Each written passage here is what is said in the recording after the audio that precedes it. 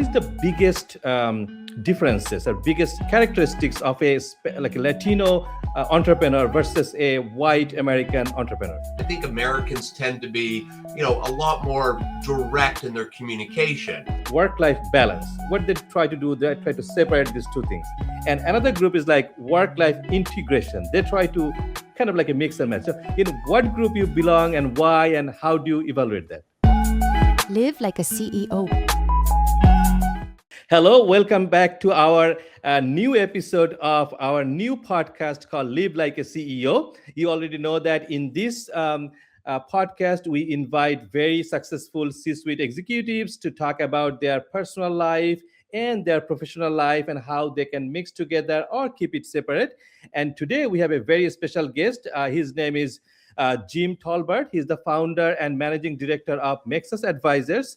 And we will learn more about his business, his practice, and also his personal life and how we can manage together. Without further delay, let's welcome our guest, Jim Tolbert. Jim, welcome to our podcast. Thank you very much, Arju. It's a pleasure to be here.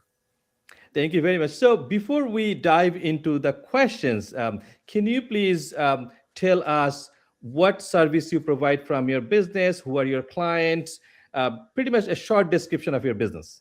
Sure, I'd be happy to. So I am the founder and managing director of Mexus Advisors, as you explained, introduced me a moment ago. And we actually have two main areas of business that we're in. And the first area of business has to do with cross-border mergers and acquisitions advisory work, as well as serving the Latino community. And for example, we facilitate cross-border M&A transactions, primarily between Mexico and the United States. I have a series of investment banking partners throughout Mexico, and together we serve the clients on both sides of the border. The other thing we do related to that is we serve the Latino community's investment banking needs in the United States. It's a very large, very vibrant, growing business community, and we have identified a potential need for a Latino-focused investment bank to serve that client base. The third area that we're working on is a soon-to-be launched stock exchange called the Texas Stock Exchange is being launched. It's based in Dallas, although it is a virtual exchange. And one of the things that we are doing is facilitating non-U.S. companies, predominantly Mexican companies, to list on the exchange. And for a variety of reasons, both geographically, culturally, it makes sense to bring in, potential companies that want to list on the exchange for Mexico, but it's also available to any non-U.S. company. And there's a variety of reasons why the Texas Stock Exchange was formed.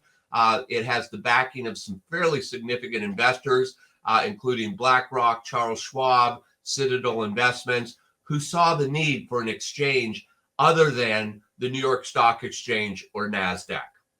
So in addition to those investment banking services serving the Latino cross-border community, we also have another unrelated to that area in that we work with experienced executives to buy companies. And what we help them through is through the search process, the acquisition process, and very importantly, help them access third-party capital to make the acquisition. And the reason why we are working on that is I have spent 20 years of my career working with private equity to acquire companies and run the platforms. So those are the variety of services that we currently offer our clients. That's awesome. So, a significant number of your clients are Mexican, like a Mexican who lives in America or Mexican corporations from Mexico. So if I ask you, what is the biggest differences or biggest characteristics of a Latino entrepreneur versus a white American entrepreneur? And that's a great question. And sort of the obvious answer is going to be language. Obviously speaking in Spanish versus speaking in English, but there's also a lot more, I think, subtle cultural differences as well. For example, I think Americans tend to be, a lot more direct in their communication. And what might be considered sort of, normal business, business communication in the U.S. might very well be considered rude or impolite in other cultures. And so it's pretty important that as you work cross culturally, you really do appreciate the nuances, not only linguistically and language wise, but how things are presented and explained. Awesome. And you just mentioned about a brand new stock exchange called Texas Stock Exchange, and primary focus probably like the Latino business entrepreneurs and corporations. How about like other part of the world? For example, Dubai or Singapore. If they want to invest in Texas Stock Exchange, what are the special benefit that they will get, which is different from New York Stock Exchange? Great question. And it's not only how is it different from New York Stock Exchange, but how it's different from NASDAQ. And obviously, with the investors I mentioned, there clearly is, or the market clearly feels there is need for yet a third option. And I think the biggest reason is kind of comes down to, why do people do business in Texas? Texas is very proud of its business climate. We are growing incredibly, both people moving here as well as corporations moving here. And there's a lot of reasons why that's happening. One is just the cost of doing business. Is significantly less than perhaps, doing business on either coast. The other is sort of a philosophy towards regulation. And I think Texas is very buttoned up in the way it regulates business. I've been doing business here for over 20 years.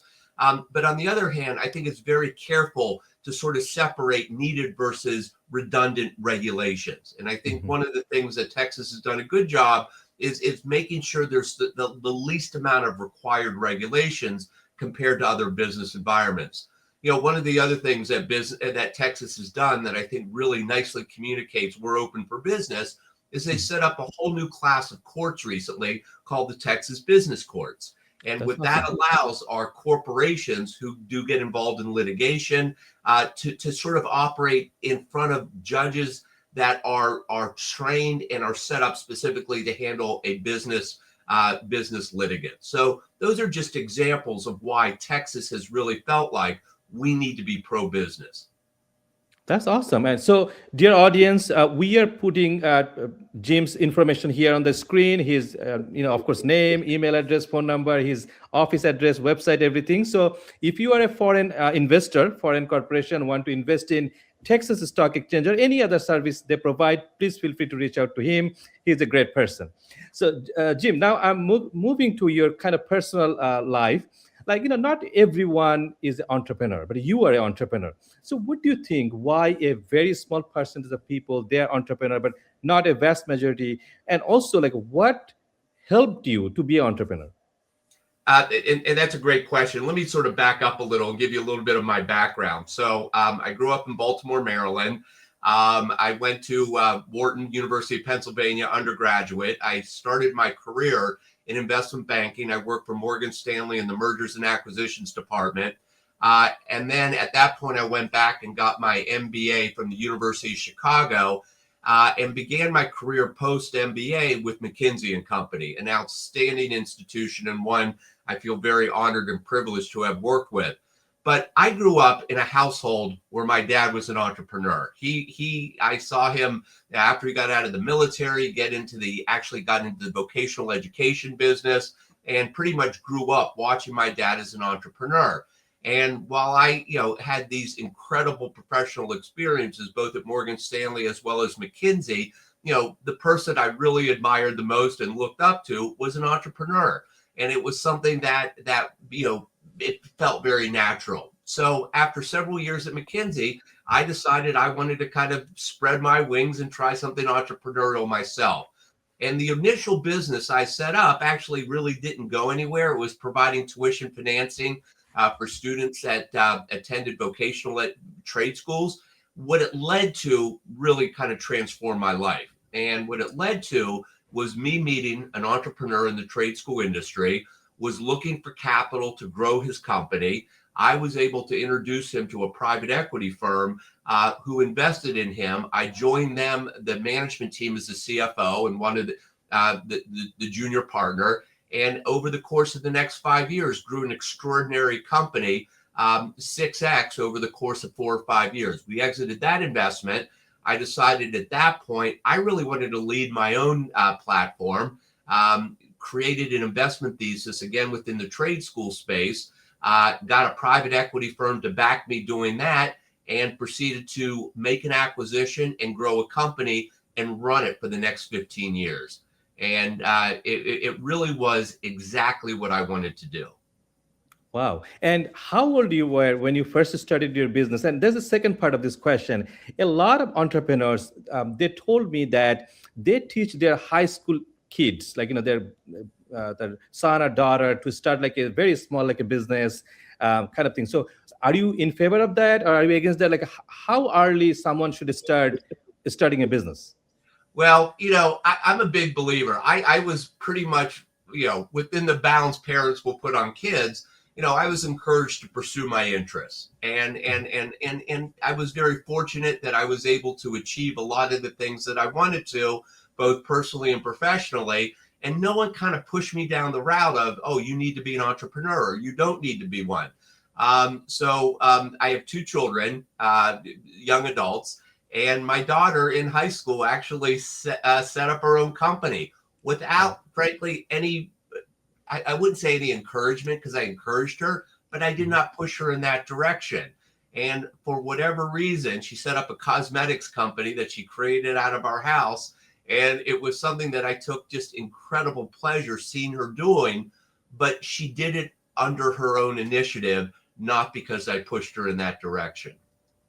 Wow, yeah, that's great. Yeah, I hear this story a lot from a lot of entrepreneurs. They're their children, they're getting business early stage of their life. That's good. Now, going to your practice, when you provide service to corporations and individuals, how do you get honest, like a very honest feedback about your service and whether they're really happy or not? Do you have any special mechanism to get feedback? Yeah, so that's a good question. So I work with executives as part of the services that I mentioned earlier to acquire businesses. Well, why would an executive want to acquire a business? First of all, they may have that entrepreneurial bug in them like I did, and they really want to kind of start and run their own company. It's not for everybody. And I've had people tell me, very talented, very successful people, Jim, God bless you for what you do as an entrepreneur. I wouldn't do that in a million years, because I don't need the headaches or the kind of stuff that you need to deal with.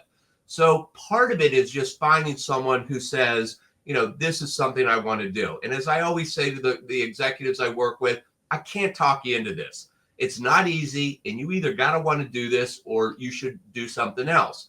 But what I also have found, and this is kind of the niche that I'm really enjoying working with, are older executives. And I could say that because I is one. But, particularly when someone gets to be over 50 years old, and if they find themselves in transition looking for a job, it can be pretty difficult in corporate America to find employment. So what I have really enjoyed doing is working with executives who may never have considered buying a company, and sort of working with them to figure out how that's done. And more often than not, most of the people who I have this conversation with was like, wow, I never considered that. It never occurred to me to go buy a company. And the fact that I, as I had mentioned, had done it twice in my career gives a lot of credibility to how I'm able to present how it's done.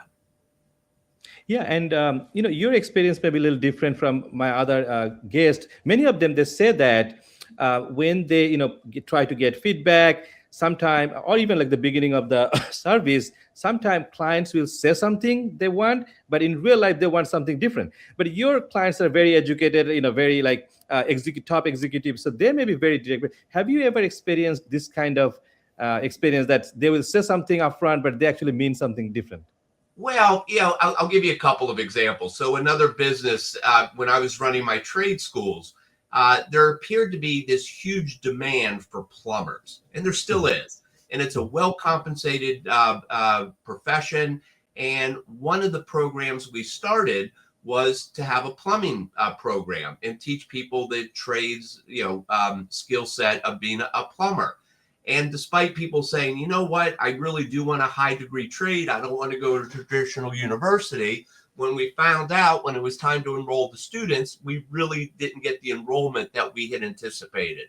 So, it was based on a fair bit of anecdotal evidence. It was based on a fair bit of employers saying we need plumbers, and the disconnect happened between, creating the program and enrolling the students. Yeah, and so when this kind of thing happens, or even like let's say you understood properly, but you failed to deliver your service. Let's say your client is not happy for some reason. So how do you handle this situation? Well, the first thing is honest communication. I mentioned a moment ago, there are cultural differences on how directly people will speak to each other in a business situation, and it just assumes it's always respectful and all that. Some people might, in the attempt not to offend someone, not be totally blunt about what it is that they want or need, and at the end of the day, actions speak louder than words. If someone says yes, yes, yes, I'm interested, but they don't do anything, at the end of the day, that's probably more indicative of how they really feel than by what they say. Yeah, and it happens a lot in pretty much all businesses. So, Jim, we'll talk more about your personal life and especially how that impacts your business life. But before that, we're taking a very short break. Audience, please stay with us. We'll be right back. Live like a CEO. Starting a podcast or looking to make yours more powerful? Make sure it's heard, not lost in the noise. Managing recording, editing, publishing, and promotion can be overwhelming. That's where Kulna Technologies' 360-degree podcast service comes in. We handle everything from recording to producing to publishing, so your podcast always sounds top tier. You focus on the message, while we repurpose, stream, and promote it across every platform. Want a true 360-degree podcast service without the tech stress? Launch your podcast with Kulna Tech today and let your voice reach the world. Live like a CEO. Welcome back to our discussion with Jim Tolbert. He is the founder and managing director of Mexus Advisors, and we are talking about his business side. Now we're going to talk about his personal life and how that kind of helps his business. So, Jim, is there any personal hobby or any personal kind of like recreational kind of thing that helps you in your business, and you are like surprised to see that, oh my god, I never thought like it will help me in business, but it does? Well, I'll tell you what, there is a lot of very smart people telling how to lead a fulfilling, happy life. And they have a lot of overlap in what they recommend. But one of the biggest things they recommend is staying physically healthy. And I really enjoy exercising. I have the opportunity to do it daily. I'm a biker.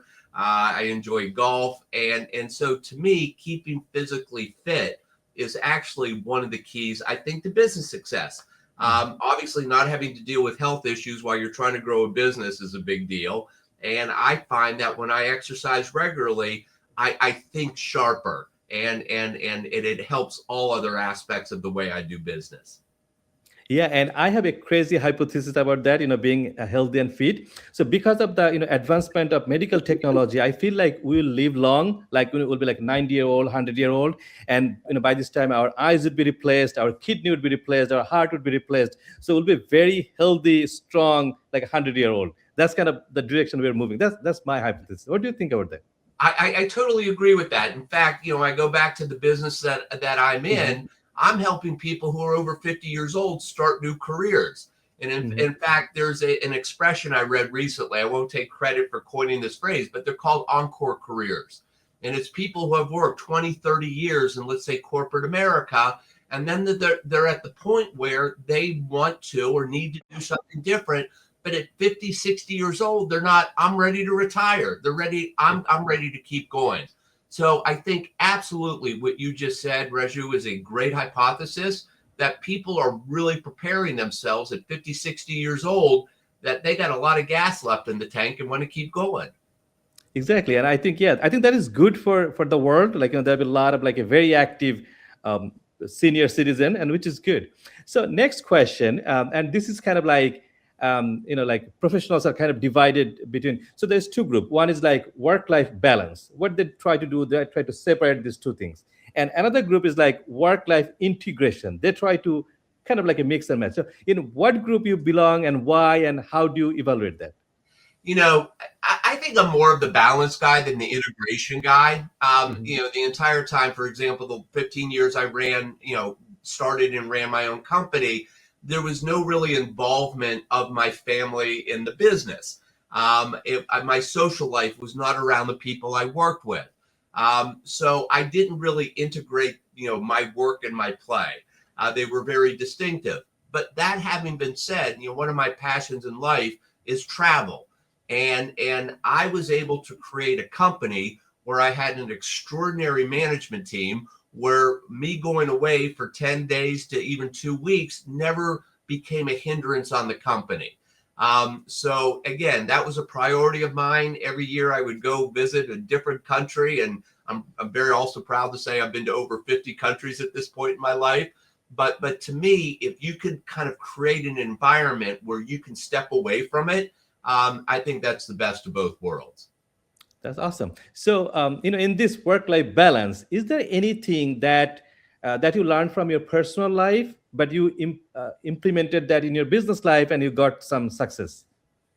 It's going to sound a bit trite, but communication. I think, whether it's our personal relationships, our familial relationships, the biggest complications happen when you don't communicate well, when you're not honest with each other, when you don't kind of tell everyone in a very respectful manner.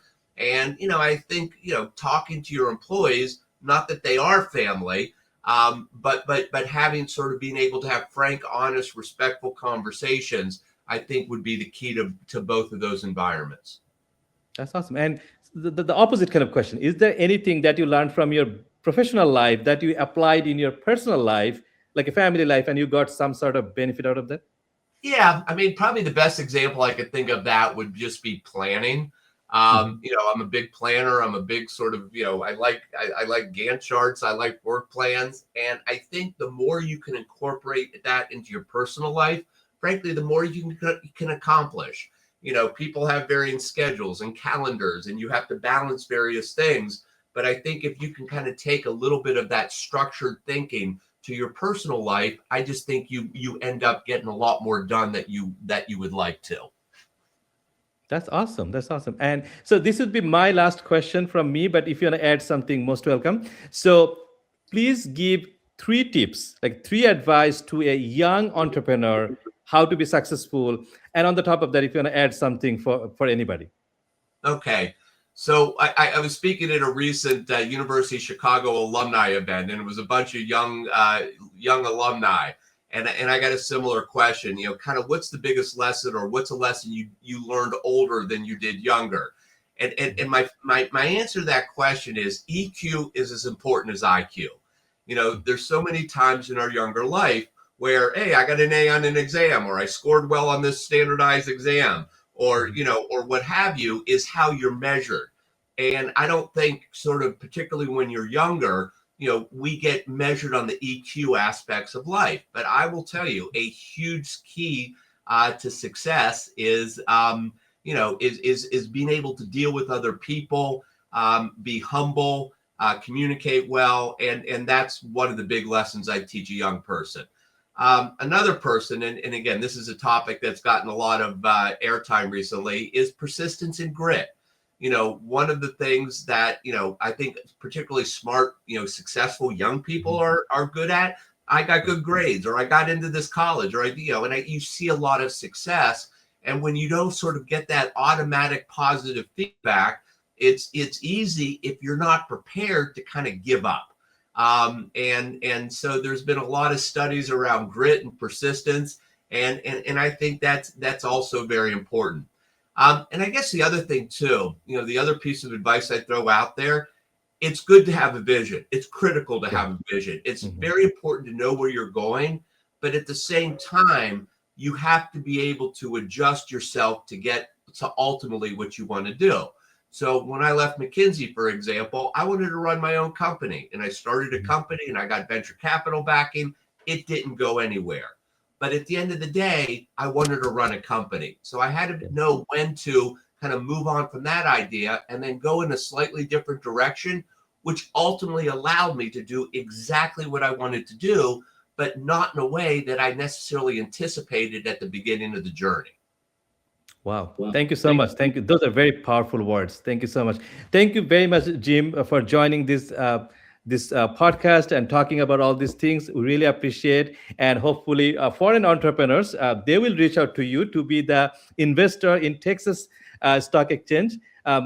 Thank you very much for joining. It is absolutely my pleasure, Raju, and thank you for inviting me.